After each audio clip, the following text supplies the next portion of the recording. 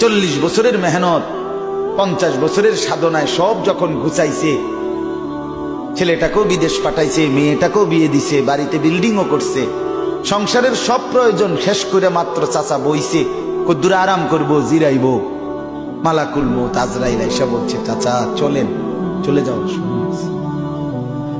চলেন চাচা। অথবা সিদ্ধান্ত নিছিল দুনিয়া এবার ভোগ করবে, মেহনত করছে অনেক দিন, ছেলে পেলে কামাই রোজগারি শুরু করছে, কিন্তু ডাক্তারে পরীক্ষা নিরীক্ষা করে বলে দিছে, আপনি দুপুরে সকালে 2টা রুটি খাবেন, রাতে 2টা রুটি খাবেন, দুপুরে 1 চামচ ভাত খাবেন, খালাস, দুনিয়া ভোগ করা গেল। এই ঘর যদি সোফা দিয়ে সাজে মাটির উপরে, খোদার কসম ওই ঘর কবরে মাটির নিচের সেই ঘর তো সেজদা দিয়ে সাজে। সে ঘর কখন সাজাবেন? সেদিন গত 1 সপ্তাহ আগে আমার বাসার পাশে একটা ছেলে মারা গেছে, 22-23 বছরের তাগড়া জওয়ান ছেলে, এত সুন্দর, চাঁদের মতো তার চেহারা ছিল, লম্বা সুঠাম।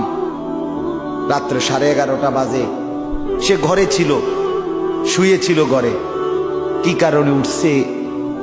কোনো প্রয়োজনে 11:30 বাজে সিএনজি করে কোথাও যাচ্ছে, কাভার্ড ভ্যান বা কি যেন বাড়ি দিছে রাস্তায়, এই সিএনজিতে সে সাথে সাথে মারা গেছে। ছেলেটা একটা প্রাইভেট ইউনিভার্সিটিতে পড়তো, নামাজি ছেলে ছিল।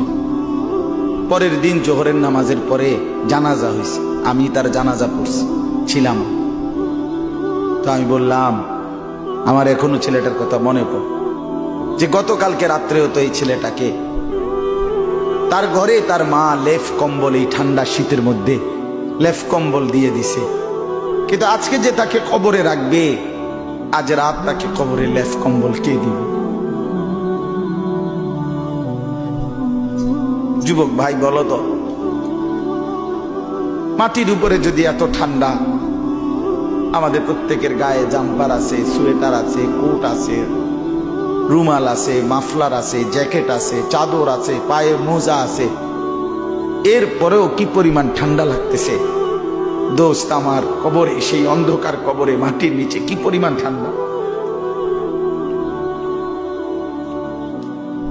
ওই ভাই বলো না, এই ছেলেরা, তোমরা যারা আজকে 1 ওয়াক্ত নামাজ পড়ো নাই, আজ যদি রাত তোমার মৃত্যু হয়, তুমি কবরে থাকবা কেন?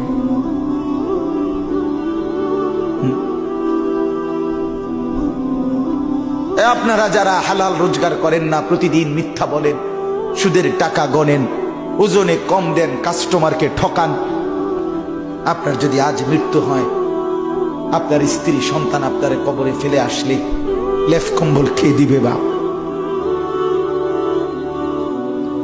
কে দিবে বলে?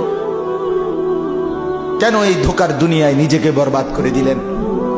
কেন নিজের কবর নষ্ট করে দিলেন? কেন নিজের আখিরাত নষ্ট করে দিলেন? ওমা হাদিহিল হায়াতুদ দুনিয়া ইল্লা লাহবুন ওয়া লাইব। রব্বুল আলামিন বলে, বান্দা শোনো না, দুনিয়া তো আমি বানিয়েছি, এই দুনিয়া আমার বানানো, দুনিয়ার জিন্দেগি শুধুই কেবল তামাশা, খেলাধুলা, দুনিয়া শুধুই খেলনা, দুনিয়া শুধুই তামাশা।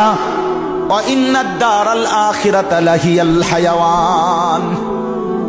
রব্বুল আলামিন বলে, বান্দা বিশ্বাস করো, আখিরাতের ওই ঘর, জান্নাতের ওই ঘর, সেটাই শুধু জীবন, সেটাই বেঁচে থাকা।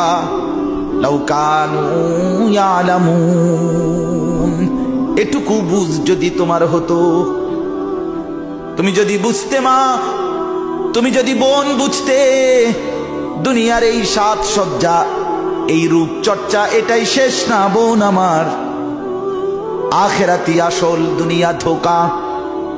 ইন্নামা মাতালুল হায়াতিদ দুনিয়া কামা ইন আনজালনাহু মিনাস সামাই ফাখতালাতা বিহি নাবাতুল আরদ মিম্মা ইয়াকুলুন নাস ওয়াল আনআম।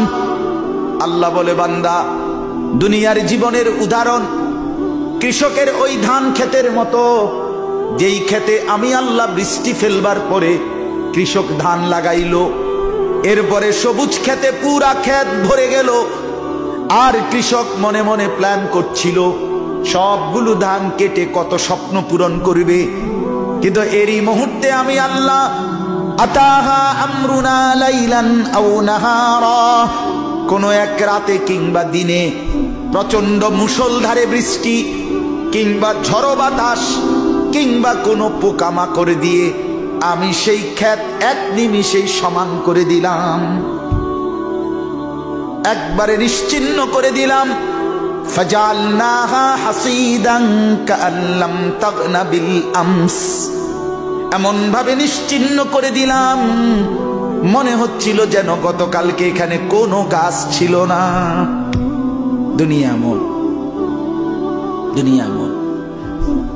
40 বছরের মেহনত, 50 বছরের সাধনায় সব যখন ঘুচাইছে, ছেলেটাকেও বিদেশ পাঠাইছে, মেয়েটাকেও বিয়ে দিছে, বাড়িতে বিল্ডিংও করছে, সংসারের সব প্রয়োজন শেষ করে মাত্র চাচা বইছে, কদ্দুর আরাম করবো, জিরাইব, মালাকুল মউত আজরাইল আইসা বলছে চাচা চলেন, চলে যাওয়ার সময় হয়েছে, চলেন চাচা।